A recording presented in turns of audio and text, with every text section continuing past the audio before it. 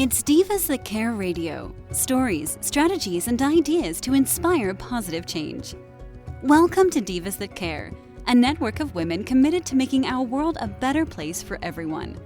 This is a global movement for women, by women, engaged in a collaborative effort to create a better world for future generations. To find out more about the movement, visit divasthatcare.com after the show.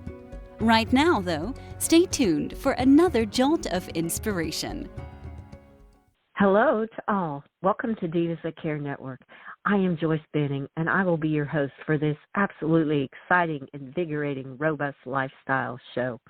I am just overly excited today, as if you cannot feel the energy in my voice. I am just so excited today to have with me two returning divas, and they are Lori and Sue Murphy, which is a mother-daughter team. And I am just very grateful to have them on. And with being grateful, I am also very grateful for each one of you listeners that have tuned in live today and the ones that will be listening to this on the podcast and sharing it with your family and friends. So to start off our show today, I am going to let Lori Murphy introduce herself, and then we'll have Sue introduce herself. So, okay, girls, let's tell the listeners a little bit about each one of yourselves today. Hi, Joyce. Thank you so much for having us again. My name is Lori Murphy, and I am a proud mom of Sue Murphy that is reaching children globally with her happy kindness and joy that she's spreading, and I'm thrilled to be here. Hi, I'm Sue. Oh, and I'm the creator of the Little Cruisers, and I'm really thankful to be on Joyce's show. Well, thank you so much, and I am just thrilled to have both of you on the show today. And as Lori was saying, she is the daughter of the one that is doing these comics, and that brings into what the title of our show is today, Spreading Joy, One Comic at a Time. Oh, my goodness, how exciting this is to spreading joy in that way to so many children's lives. So, Sue, I'm going to ask you, tell us a little bit about the Little Cruisers comics and how it got started. What triggered it in your life to start doing this? So, the Little Cruisers, they originally started out as wooden toys, and I was like 16. I'm pretty sure I was 16. It was a while ago. I know it's been 7 years. So, and they started out as wooden toys, but originally what I did was I was going to school to be an aerospace engineer, and coming out of a science class, I felt a divide between God and science. It's like either pick one or the other. So I chose God, and I asked him, what do you want me to do? And I believe everybody has something that they're supposed to do that God gave them a gift to do. It's just a matter of either asking him or finding it. And luckily he showed me, and that is how the Little Cruisers were created. And that is why my main mission is to spread joy.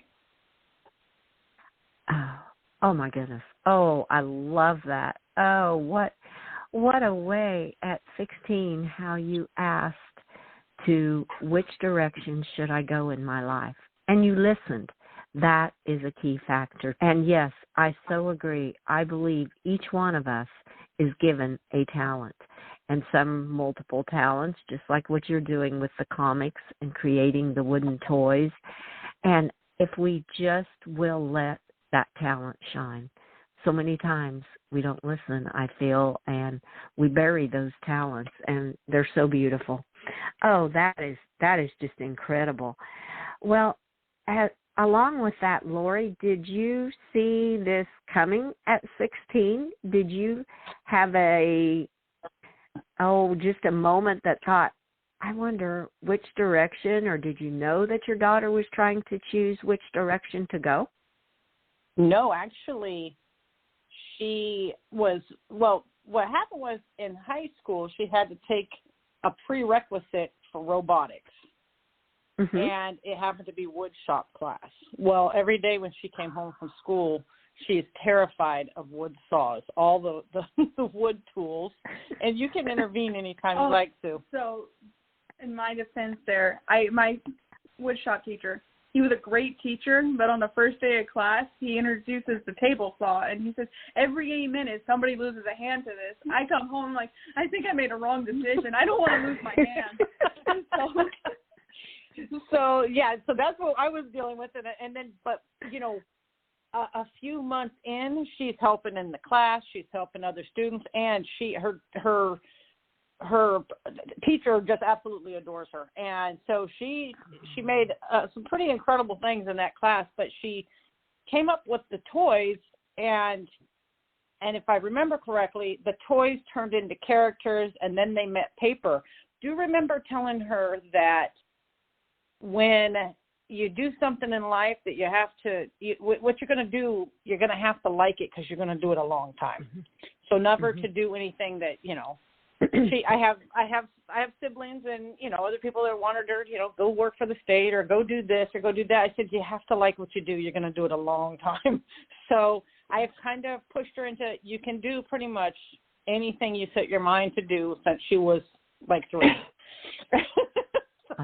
So I think that I think that she's really just, nothing she does surprises me now. She is absolutely incredible. She sets out to do something, she completes it. And so with this, the comic was sent out to, I think she's right at 100,000 comics have went out. And that's to kids all over the world. And every month she faithfully sends them out, and kids, she gets, during, I'll let her talk here in a minute, but Christmas time, she does a Christmas coloring contest, and they win their choice of a car, which car they'd like. She does birthday mailers. She does so much stuff for kids at no charge, you know, and it's just amazing on how genuine she is. And I'm a proud mom, so I'm going to sit here and gloat this whole podcast. But it's amazing. It is absolutely amazing. Oh, that is just beautiful. And I love how you said, basically, you always told her to follow her passion in life by telling her that to do what she enjoyed doing. And I think that is some of the best advice, is follow your passion. And you can do it. You had the faith in her to influence her to know that she could do what she felt her passion was. And the woodworking class, it sounds like, was the start of all that. Oh, that is an incredible story, too, from you. I just love how you helped her, and it was just you being the mother. And that's what's so beautiful, just coming natural from you on doing that. Oh, wow. Well, you said it started with the woodworking, and you started with making the toys. How did you decide, Sue, at that time that you wanted to do like these certain woodworking toys? Because, I mean, there's so much in woodworking you can do as far as toys. What led you to feel that this was something you wanted to do? And from those toys, is that how the comics started then? Yes, so the comics, or the toys came first and then the comics. And the comics started because I was trying to figure out a way to reach more kids, because I'm only one person that can make toys, and they take 4 days in production, and that's like with gluing and drying and all that. So the comic, I could reach thousands of kids, and that's kind of where I was headed with that. And so reaching all of the kids. Oh, I'm sorry. So she just wanted to reach as many kids as she could, and she couldn't keep up with the toys on her own. And I tried to help. And Joyce, I'm not talented in that way. Our poor house is like, what does it call it? A toy factory during Christmas.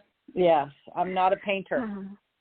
Oh, well, and her toys are absolutely, they're incredible, because I'm on the website right now, and they are just absolutely adorable, those little wood toys. They are so cute. I'm like, oh, wow. Well, let's talk then, because you're reaching more kids through the comics, which started from the woodwork. Now, how does the comics work for parents that are listening here and going, oh, my goodness, this is something I want to get my kids involved in? So tell us a little bit, Sue, about how the stories are with the comics and what you are trying to bring out to the kids when you send them these comics on a monthly basis, if you would, please. So each comic is obviously different, and sometimes they branch off and they teach cooking or they teach about gardening. Other times it just teaches kindness or responsibility. I think was it number 21 with pet sitting. And Louise, what was it called, Frankie and his fish, she has watching him and watching the fish, and the fish somehow disappears. And so that particular one is one of my favorites. That's why I brought it up. But that one taught responsibility. And but there's a lot of them. Like that are my favorite. But then again, I wrote them, so I kind of have a bias to it. Now, you talked about at Christmas time and stuff. Do you do like a holiday comics, like say we've got Thanksgiving and Christmas and going into the new year and there's Valentine's? Do you kind of center around the holidays a lot of times when there is one in that month? I do. I do Thanksgiving, I do Christmas and Valentine's Day and 4th of July. And Thanksgiving usually is my favorite because then I gear those to either being grateful or thankful or something of the sort.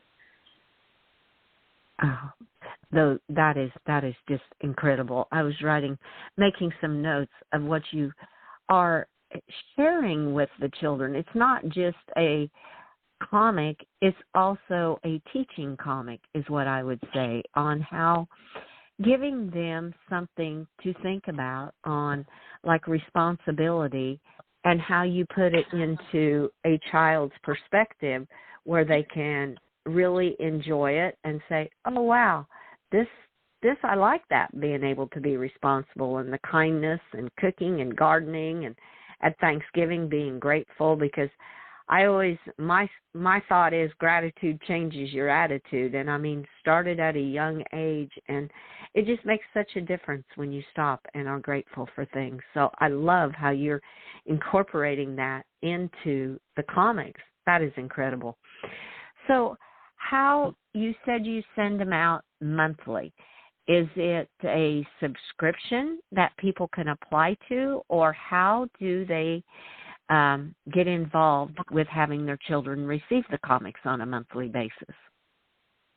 So it is, you can either get it in the mail or you can get it through email, because I notice sometimes when we ship outside the United States, some people can't get the mail like from us.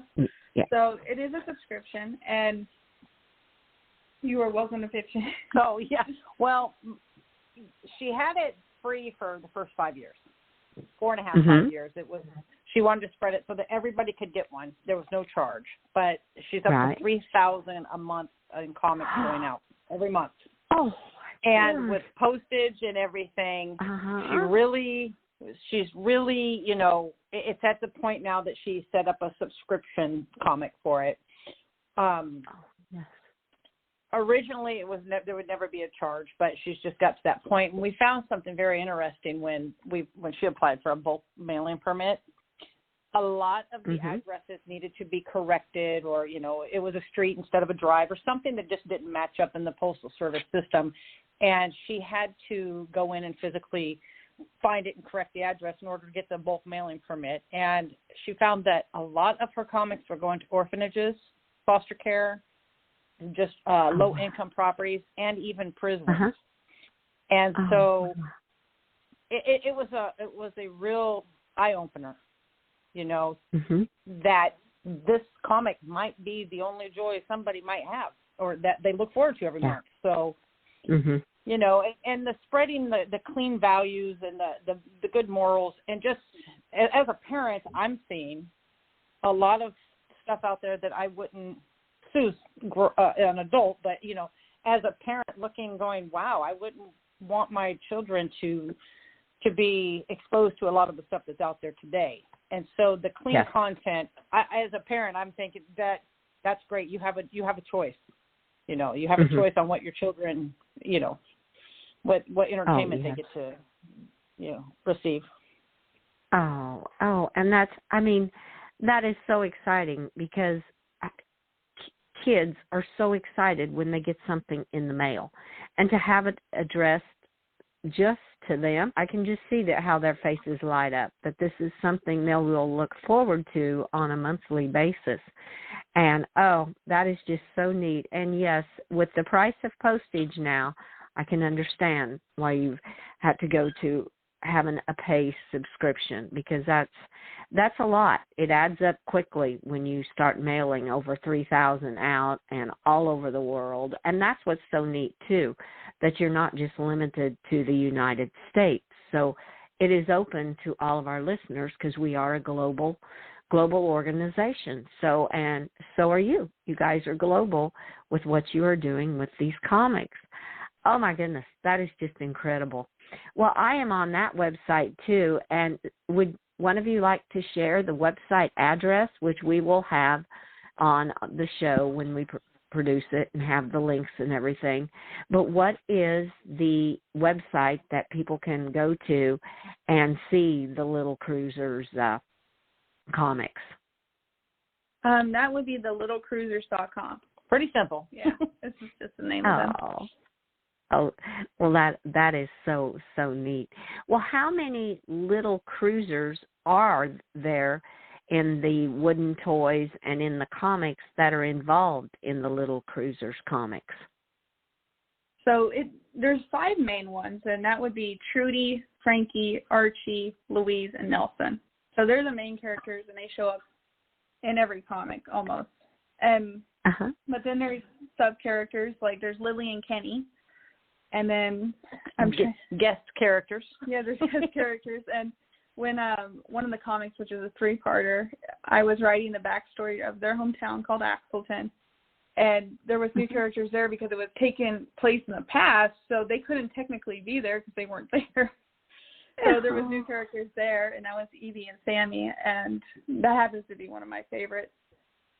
And I'm trying to think, there's a lot of them actually, because I've done it now for 5 years, and so, like, one of the Thanksgiving ones where Nelson does the food drive, there has to be a lot more characters because he's doing a food drive. And that was called, I think that comic was The Perfect Thanksgiving. He wanted to give everybody a perfect Thanksgiving, so he did a food drive. Oh, how beautiful. Oh, my. Well, what talent you have to think of how to write up all these comics. That is what just amazes me. And then you yourself do all the drawing of the comics each monthly and all the writing and everything. Am I correct on that? You do. I mean, you are. Oh, girl. She's the one-man band there. I am a one-man band. And sometimes it's like writer block gets me, and it kind of gets bad because I'm like, how am I going to top that last one I just did? Yeah. So I'm more into a labor type of worker, and you know I can build anything. I can fix a lot of things. I can't. I had no idea writer block was a real thing until it happened to her, and she's like, I can't. I've got nothing. I'm like, oh. She goes, I need to go for a walk. Yeah. And I had no idea. It's amazing to watch her so alive with the Little Cruisers and come up with what she does, because I have to give her dad credit on this one because she didn't get this from me. Well, usually it happens around it's around 2:00 in the morning that I start writing. So I keep weird time. But well, yeah, that's when you're inspired. Oh. Yeah. So. Oh, that is just so neat. Well, when you said you get writer's block, what are some of the ways, your mom just said that you go for a walk. Is it getting out in nature that kind of, or being around animals? What kind of helps unblock you, I guess I would say? Probably a combination of sweet tea and my plants. Oh. Yeah. But other than that, yeah. Yeah, sweet tea is a big helper. Yeah, it is. Because when I go to write, I don't write it on a computer. I kind of old school. I have a typewriter, and I write all the comic scripts on the typewriter before they get put into drawings. So it's usually I have my music going, sweet tea, and typewriter, and that's how it happens with the writing the comics. Oh my goodness, that is too awesome. I love that. How you said you're kind of the old school way, and oh my goodness, and then the words start to flow. The angels, the spirits, the universe, God is just putting them in front of you because they know that's your passion, and it's always right there to be helping you to create them. Oh, that's incredible, girl. I love that, how you do that. Oh my goodness. Yeah, she's got what is it, like a 1955 robin egg blue? Oh, it's a 59. I'm sorry. Royal Deluxe typewriter. It's my pride and joy. It's all pristine. You'll hear her in there, tap, tap, tap, tap, tap. It's nothing like a computer. It's quite loud. Oh, my God. At 2 in the morning, especially. Oh, yeah. I try to block the noise. I'll make sure I do it in, the living room because it does get kind of loud. Oh, that's goodness. So you write the scripts, and then you draw the comics to go with the scripts for each month, correct? Yeah, I do because it's so much easier to draw it if you know what you're drawing. Yeah. Instead of sitting there, because I've tried to do it the other way around, and you just sit there for hours, and you're like, what am I going to draw? What are they going to do? At least with the script, it's easier to draw. Oh, my goodness. Well, about how is it like a letter page of comics each month, or is it like a postcard, or what kind of size-wise would you say that your comics come in when they come in the mail to a subscriber? So they're 8.5 by 11, and they're a high gloss paper, so they're not like printer paper, if that makes sense. They're like durable, almost like a poster paper. And and there's usually 3 rows of like little box. It's not your typical or your normal script comic that you would see in like a newspaper. It's more, there's like an actual storyline behind it. So there's 3 rows of it. Oh, how neat. Oh, goodness. So you probably kind of have do you have a title for each one of the comics then each month, or? I do. So in the first block, it'll say Little Cruisers comic number, say 34, and whatever the name of the comic is. And usually, like, for instance, Detective Frankie, and I'm not sure if you're familiar with that one, but he does the detective work in, like, Axelton, and his actually has a cover photo on the top of it, so when people get them, they know that it's Detective Frankie. Oh, how special. Oh, my goodness. Now, since you've been doing it for so long, do you ever go back to like maybe when you first started and kind of incorporate some of what you'd written and maybe add to it or something like that? Do you do that since you've been in it for so long? Sometimes I'll post like the old ones, like a Throwback Thursday, like here's the first one. The art has changed completely. Like not completely, but it's kind of they just got better. I don't know if it's like the computers I use or it's the drawings themselves, but you can notice a difference. But they're still the same old storylines and stuff. Oh, you just kind of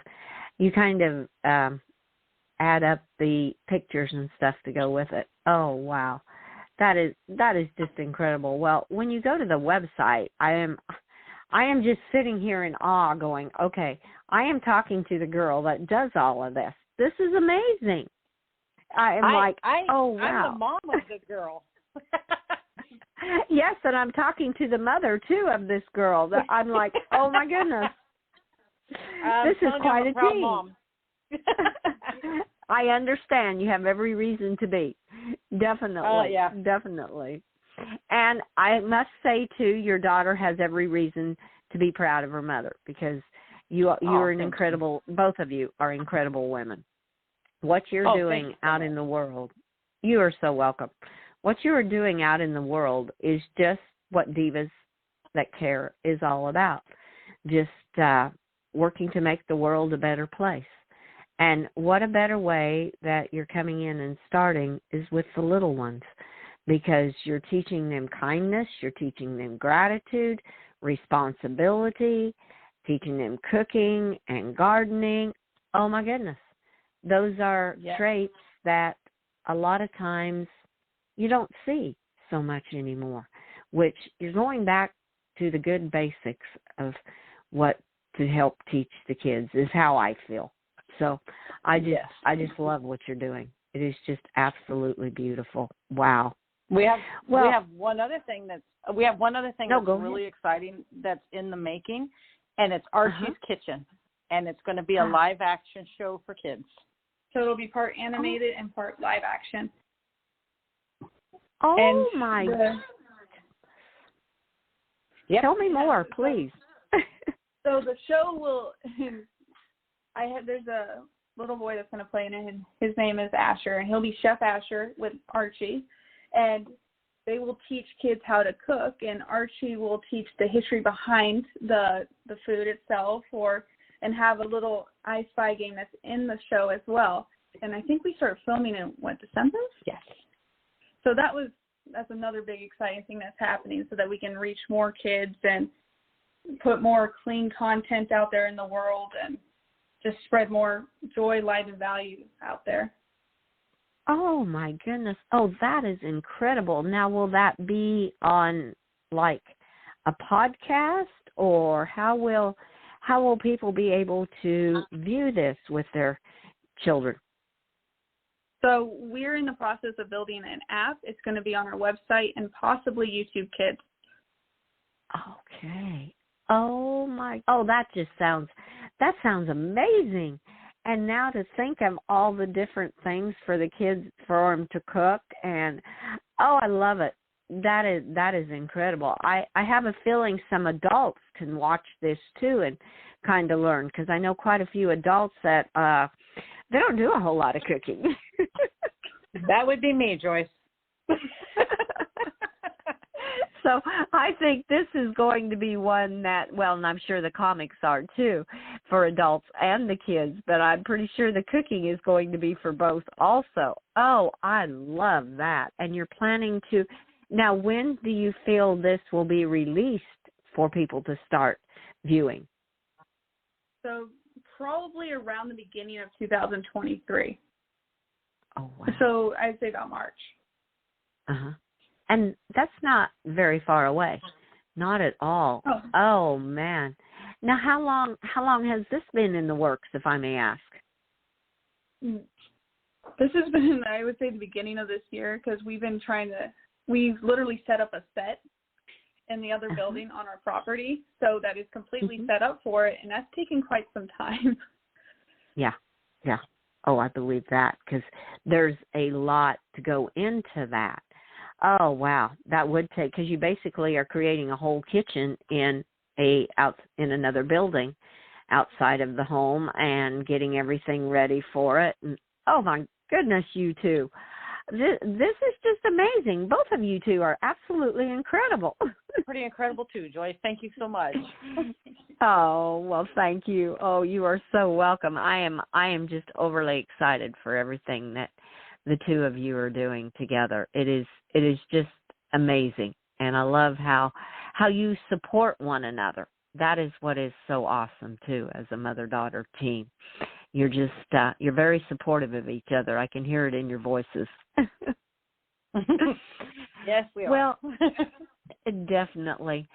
Well, as we start to come to the end of this show, which has just flown by, and which I knew it would, what are some things you would each like to tell our listeners, or what else would you like to share? We have a few minutes left, so I'm just going to let each one of you share whatever you feel led that our listeners need to hear today. And Lori, we can start with you, or if Sue feels she would like to start, I'll just let you two decide which one of you would like to share with our listeners some final thoughts or tips that each one of you have. Well, I'm going to just put her on blast because she pointed for me to go first. So I think if everybody could just be kind to one person every day, it would be completely contagious, because you never know what somebody's going through. Yes. Yes. Oh, I love that. I love that. That is such good advice and such a great tip. That's a golden nugget to leave with our listeners today. Thank you so much, Lori. And Sue, You're very welcome. how would you like to? You're welcome. I would want to let people know that anything is possible with God and determination. Amen to that. Yes, yes. How true that is. Everything is possible with God, with however our listeners are thinking, be it God, the universe, their angels, their spirits, everything is possible. And just, I love what you guys said in the beginning, too, is follow your passion. Oh, this has just been incredible. And I have to ask both of you, because I really would like to have both of you back on my show, especially as you start filming the series with the cooking. I think that would just be incredible. And as we get more into Thanksgiving and Christmas holidays, I would love to have you guys back and share some more of what's happening with the little cruisers and with the new cooking experience. Would that be a possibility for the two of you to come back on my show? That would be great. Yeah, we would love to. Oh, awesome. You heard it, listeners. They agreed to it. So we are definitely going to have Lori and Sue Murphy back. And I just want to thank both of you for sharing your talents and everything you are doing to help make the world a better place. And it is just incredible. Thank you both so much, and I wish you both a very magical evening. Thank you. Thank you so much, Joyce. Thank you. You are so welcome. You are so very welcome. And I want to thank all of our listeners for listening to this absolutely amazing and incredible interview with our mother-daughter divas, Lori and Sue Murphy. Please, please share this show with all your family and friends. And remember, we will have all of their links below, because this is a great way to share with your children too.